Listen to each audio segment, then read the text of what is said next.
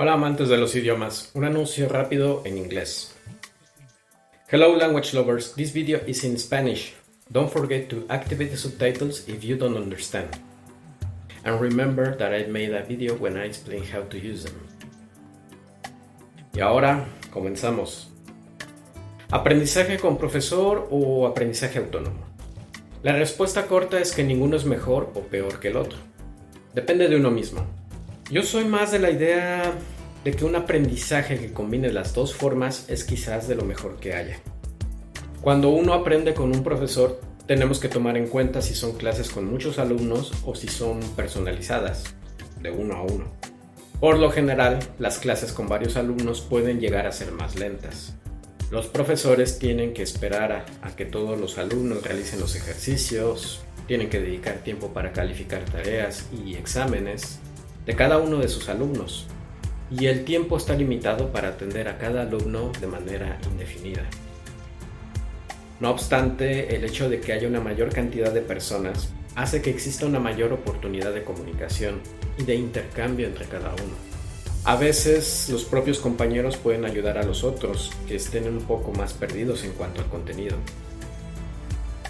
Aquí también hago una pequeña observación en cuanto al origen de los profesores. Se piensa que los profesores que son nativohablantes de la lengua que enseñan son los mejores, pero es incorrecto desde mi punto de vista.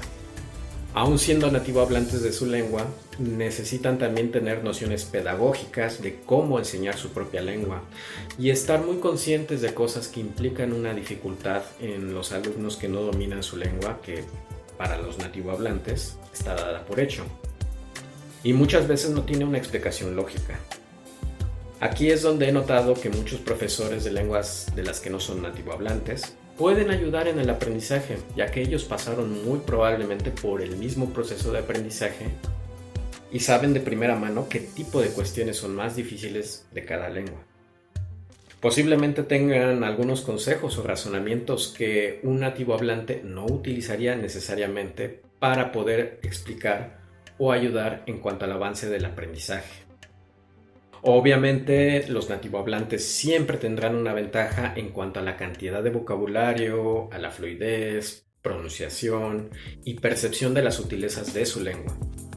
Así pues, cada alumno puede ir decidiendo qué tipo de profesores pueden ser más adecuados de acuerdo a sus intereses y tipo de dificultades que tengan.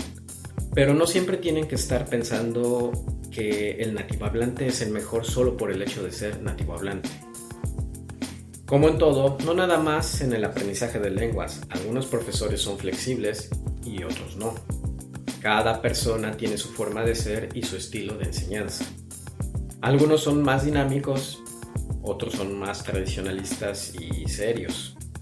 Algunos profesores están actualizados, otros no, pero no siempre es bueno ni malo, hay ventajas de ambos lados. Si uno está acostumbrado a aprender de forma rígida y disciplinada, entonces un profesor con esas características puede ser muy bueno para ese estudiante.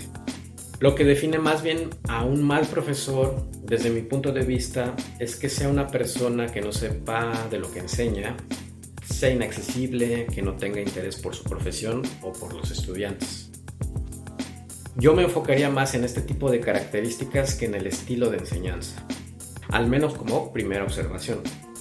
En algunos centros los profesores no necesariamente están a cargo de estudiantes en un curso, sino que sirven como mediadores, es decir, son orientadores o guías del aprendizaje. Pueden recomendar material, hacer una evaluación muy somera del nivel y de las dificultades que hay que mejorar del alumno, así como organizar círculos de conversación u otras cuestiones. Ese tipo de profesores son muy adecuados para aquellos que llevan un aprendizaje autónomo. El aprendizaje autónomo también tiene sus ventajas y desventajas. Considero que para tener un aprendizaje autónomo uno debe conocerse a sí mismo, saber qué tipo de objetivos piensa alcanzar, a qué ritmo y qué tipo de contenido quiere utilizar para su aprendizaje. Si la persona ya tiene experiencia con el aprendizaje autónomo en cualquier otra cuestión pedagógica, es muy posible que algunas clases tradicionales no sean ya adecuadas para esa persona. Sin embargo, siempre es de vital importancia tener alguna especie de contacto con un hablante de la lengua que uno está estudiando. Por eso indicaba que este tipo de profesores mediadores son una muy buena opción, ya que no van a dar ninguna clase al estudiante autónomo, pero aún así lo orientan en cuanto a sus dificultades. No pierden el tiempo en cuanto a cosas que ya se dominan, sino que lo invierten en las cosas que faltan dominar. En un curso más tradicional es posible que estas cuestiones no se vean si no son parte del contenido del curso. Algo muy importante que los estudiantes autónomos tienen que pensar es, además de ya tener experiencia estudiando por su cuenta, es si la lengua es fácil. Yo no recomendaría tener un aprendizaje autónomo de una lengua difícil. La ayuda de nativohablantes o hablantes en general, aunque sean de segunda lengua, que la conozcan muy bien, siempre va a ser indispensable cuando se trate de lenguas con cierto nivel de complejidad. Una lengua más sencilla puede ser más fácil de darle seguimiento de manera autónoma y de tener una práctica con hablantes con menos frecuencia y no comprometer la fluidez o el conocimiento.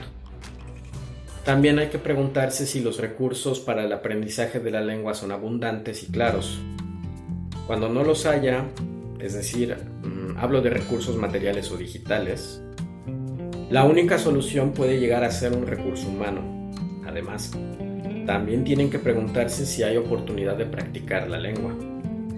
Y esto en general no nada más para el aprendizaje autónomo, dado que aprender una lengua es solo una fase del proceso, ya que después de haber llegado a un cierto nivel hay que darle mantenimiento. Y si no hay recursos con los cuales se le pueda dar mantenimiento, entonces va a ser un poco complicado. Les agradezco haber llegado hasta aquí. No olviden darle like a este video, compartirlo, dejarme sus comentarios y suscribirse si no lo han hecho.